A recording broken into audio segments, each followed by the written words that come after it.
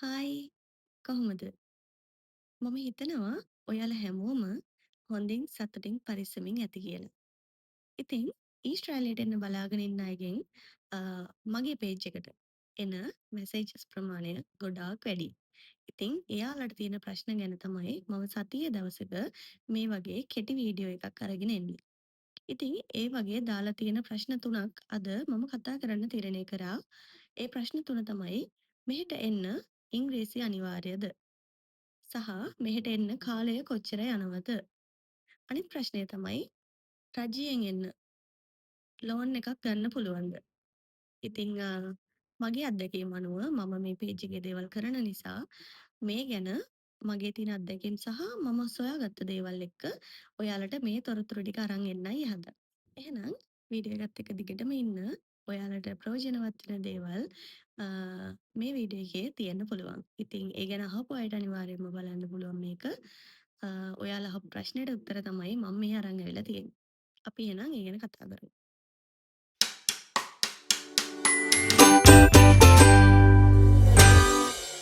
පළවෙනි ප්‍රශ්නේ අපි කතා කරමු. ඉංග්‍රීසි අනිවාර්යද? කෙටි උත්තරය ඔව්. ඒක පැහැදිලි කරොත් මෙන්න මෙහෙමයි.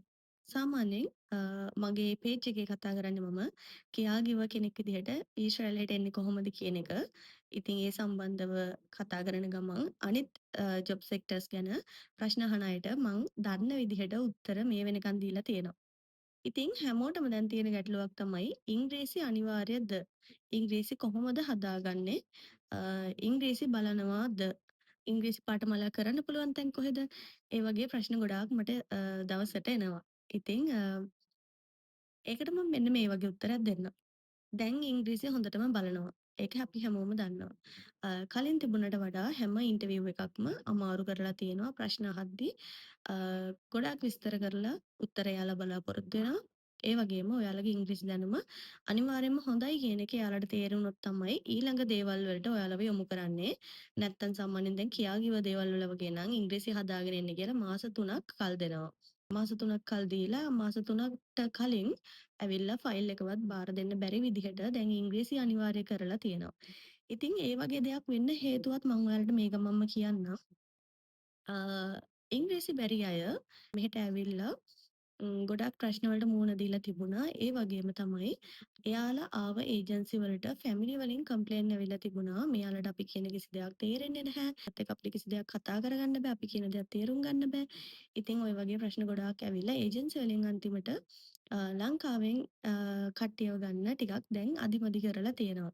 අ අනිත් රටවල් ගත්තොත් අපි දන්නවා ලංකාවෙන් වගේම ඉන්දියාවෙන් සහ පිලිපීනයෙන් අපි වගේම අයව ජොබ් වලට මෙහෙට ගේනවා. ඉතින් එයාලට ඉංග්‍රීසි හොඳටම පුළුවන්. අ එයාලට ඉංග්‍රීසි හොඳටම පුළුවන් නිසා එයාලව ගන්න කැමති ප්‍රමාණය ගොඩාක් වැඩි.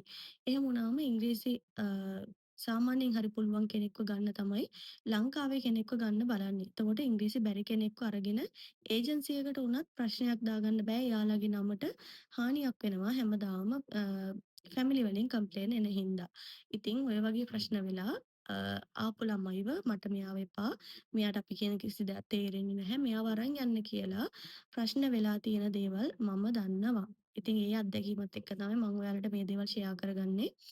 ඒ නිසා හොඳට ඉංග්‍රීසි තේරුම් අරන් හරි උත්තරයක් දෙන්න පුළුවන් මට්ටමට ඉංග්‍රීසි හදාගෙන එන්න. ඒක ඔයාටම තමයි හොඳ වෙන්නේ. විශේෂයෙන් කියාගිව අයට ලෙඩා එක්ක අපිට හොස්පිටල් එකේ නතර වෙන්න වුණොත් හොස්පිටල් එකේ දේවල් කතා කරගන්න වෙන්නේ ඉංග්‍රීසියෙන්. මොකද අපිට මෙහි භාෂාව බෑ. අපේ භාෂාව කොහොමවත් කතා කරන්න බෑ. ඒ නිසා අපිට හැම ගනුදෙනුවක්ම කරන්න වෙන්නේ ඉංග්‍රීසියෙන්. ඉතින් ඒ වගේ දේවල් වලට ඉංග්‍රීසි අනිවාර්යයෙන්ම වැදගත් වෙනවා. මෙහි තියෙන හැමදේම හීබ්‍රු වලින් තියෙන්නේ. හීබ්‍රු සිංහල වලට ට්‍රාන්ස්ලේට් කරාම සමහර වැරදි තියෙනවා. කරලා බලලා තියෙන දේවල් වලින් තමයි මම කියන්නේ. හීබ්‍රු සිංහලට ට්‍රාන්ස්ලේට් කරාම සමහර වැරදි දේවල් තියෙනවා. සමහර වැරදි දේවල් තේරුම් යන විදිහ වෙලාවල් තියෙනවා. ඒ නිසා ගොඩක් වෙලාවට හීබ්‍රු ට්‍රාන්ස්ලේට් කරන්න ඕනේ ඉංග්‍රීසි වලට. එතකොට අපි ඉංග්‍රීසි වලට ට්‍රාන්ස්ලේට් කරලා ඒක කියවන්න පුළුවන් වෙන්න ඕනේ. කියවලා ඉවරලා අපි ඒක තේරුම් ගන්න පුළුවන් වෙන්න ඕනේ. අපි එයා කියන දේ හරියට තේරුම් ගන්න ඕනේ. ඒ ට්‍රාන්ස්ලේට් එකේ එන විදිහට. ගොඩක් වෙලාවට සිංහල වලට ට්‍රාන්ස්ලේට් කරන එක ඇත්තටම තේරුමක් නැහැ. ඉංග්‍රීසි වලට ට්‍රාන්ස්ලේට් කරලා බලන එක තමයි ගොඩක්ම හොඳ. ඉතින් ඉංග්‍රීසි වලට ට්‍රාන්ස්ලේට් කරලා බලන්නත් අපිට ඉංග්‍රීසි දැනුම තියෙන්න ඕනේ. ඒ වගේ ගොඩක් අවස්ථාවල ඉංග්‍රීසි අවශ්‍යම වෙනවා.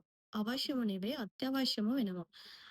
ඒ වගේ දේවල් නිසා තමයි දැන් ඉංග්‍රීසි අනිවාර්ය කරලා තියෙන්නේ.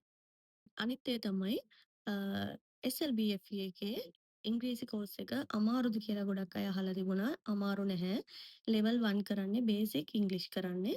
ඒක ඕනම කෙනෙක්ට අ, අල්ලගන්න පුළුවන්. ඒ කියන්නේ ගොඩාක් ගැඹුරට තියෙන සංකීර්ණ ඉංග්‍රීසි නෙවෙයි. ඒතර කියන්නේ සාමාන්‍ය සරල ඉංග්‍රීසි. ඒක ඕනම කෙනෙක්ට තේරුම් ගන්න පුළුවන්. ඉතින් එතන තියෙන ගැටලුව තමයි එතනින් ඔයාට කතා කරන්න හදාගන්න බැහැ භාෂාව. ඒක ඔයා වගේම තව කෙනෙක් එක්ක හරි ඔයාට වඩා ටිකක් හරි ඉංග්‍රීසි පුළුවන් එක්කෙනෙක් එක්ක හරි කතා කරලා පොඩ්ඩක් ඒක ඉම්ප්‍රූව් කරගන්න බලන්න. අ, එතනින් ඒ කෝස් එක කරා කියලා එකපාරම ඉංග්‍රීසි කතා කරන්න පුළුවන් වෙන්නේ නැහැ. අ, මොකද එතන යන්නේ ලෙවල් 1 එකක්. ඒක සාමාන්‍ය බේසික් ඉංග්‍රීසි යන්නේ. ඉතින් මේකට සහතික ඕනේ හින්දා පැය 60ක කාලයකට තමයි ඒ කෝස් එක තියෙන්නේ. ඉතින් ඒක කරපු ගමනින් ඔයාට ඉංග්‍රීසි කතා කරන්න පුළුවන් වෙන්නේ නැහැ. ඔයාගේ ඉංග්‍රීසි දැනුම වැඩි කරගන්න ඔයාටම තමයි පුළුවන්. හැබැයි ඒකෙදි දෙන ටියුට් එක ඔයාට මාරම වටිනවා. මම කතා කරන්නේ මම බදුල්ල ට්‍රේනින් සෙන්ටර් එකේ කරපු නිසා මට ඒ ටියුට් එක මාරම වැදගත් වුණා Skype ඉන්ටර්විව් එකට සහ අපි ෆයිල් බාර දෙද්දි අපිව ඉන්ටර්විව් කරන දේවල් වලට ටියුට් එකේ දේවල් මාරම වැදගත් වුණා මාරම වටිනවා. ගොඩාක් දේවල් ඒකේ තියෙනවා. ඒකේ අහපු දේවල් තමයි මගෙන් උනත් Skype එකේදී අහුවේ. Skype එක හොඳට කරන්න පුළුවන් වුණේ ඒ ටියුට් එකේ තිබුණ දේවල් නිසා. ඉතින් ඒ වගේ දේවල් කතා කරන්න ඉගෙන ගන්න එකපාරම බැරි වුණත් සති දෙකක් ඇතුළත කතා කරන්න ඉගෙන ගන්න බැහැ. ඒක මමත් දන්නවා.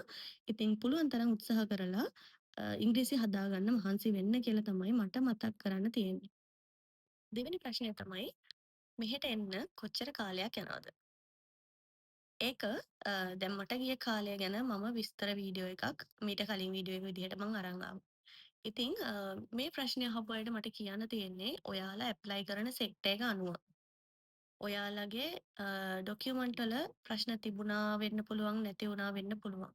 ප්‍රශ්න තියෙන අයට ඩොකියුමන්ට් වල අකුරු වැරදිලා කපලා තියෙන ඒවා එහෙම තියෙන ඒවා දියුණුම් ප්‍රකාශ ගන්න ගියාම ඒවා සෑහෙන ප්‍රශ්න වෙනවා. ඉතින් ඒ වගේ දේවල් හදාගෙන එන්න කාලයක් යනවා.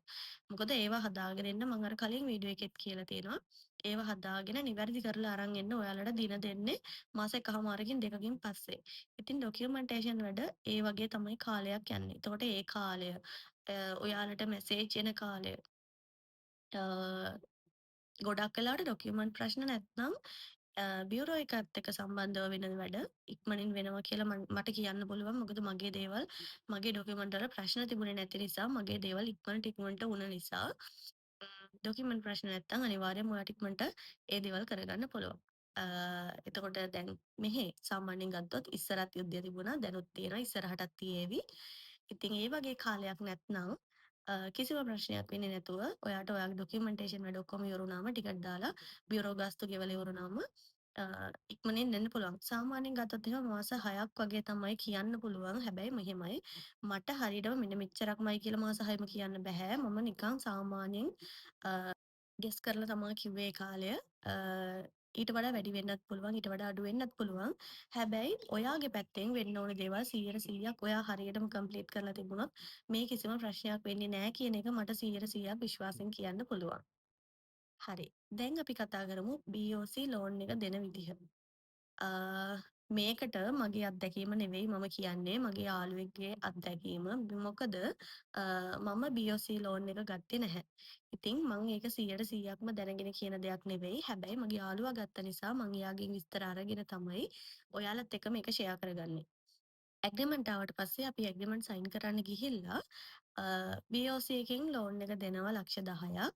අවශ්‍ය කෙනෙක් ඉන්නවා නම් ඇප්ලයි කරන්න පුළුවන් කියලා අපි ඇග්‍රීමන්ට් සයින් කරලා ඉවර වෙන්න ලං වෙද්දි අපිව හැන්ඩල් කරපු මිස් කිව්වා.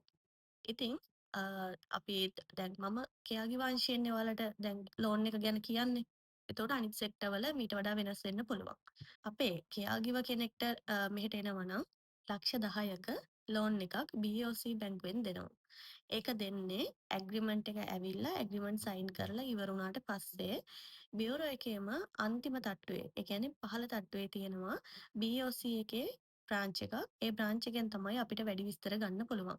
ඒ වගේම අපකාරයෝ දෙන්නෙක් ඕන එක්කෙනෙක් ඔයත් එක්කම ඇග්‍රීමන්ට් සයින් කරලා මෙහෙට එන්න බලාගෙන ඉන්න කෙනෙක්. අනිත් කෙනා අනිවාර්යයෙන්ම ඔයාගේ පවුලේ කෙනෙක්. එහෙම වුණාම තමයි ලෝන් එක දෙන්නේ ලක්ෂ 10ක් විදිහට. මාස 24ක් දක්වා ගෙවීමේ ක්‍රමයට තමයි BOC එකේ ලක්ෂ 10 දෙන්නේ. ඉතින් ওই විදිහට තමයි ලෝන් එක ගැන විස්තර කියන්න පුළුවන්. හැබැයි මට සමහර අය කියලා තිබුණා DFCC, LOLC වලින් ඊශ්‍රායලය යන අයට ලෝන් දෙනවා කියලා. මම ඒ ගැන හරියටම විස්තරයක් දන්නේ නැති නිසා මට ඒ ගැන මුකුත් කියන්න බැහැ. අත්‍යවශ්‍ය කෙනෙක් ඉන්නවා නම් ඒ වගේ බ්‍රාන්ච් එකකට ගිහිල්ලා අහලා බලන්න පුළුවන්. ඉතින් ඔන්න ඔය විදිහට තමයි අද කතා කරපු කරුණු තුන ගැන මට කියන්න තියෙන දේවල්. අ පුළුවන් තරම් උත්සාහ කරලා කොහොම හරි එන්න බලන්න. මොන විදිහකින් හරි මේ රටට එන්නයි ඕන. අනිවාර්යයෙන්ම දියුණු වෙන්න පුළුවන් කියන දේ තමයි මට ඔයාලට කියන්න පුළුවන්. ඒ නිසා කොයි විදිහට කොහොම මහන්සිලා ආවත් පාඩු වෙන්නේ නැහැ. ඒ නිසා අනිවාර්යයෙන්ම මේ රටට එන්න උත්සාහ කරන්න. එහෙනම් හැමෝටම ජය වේවා.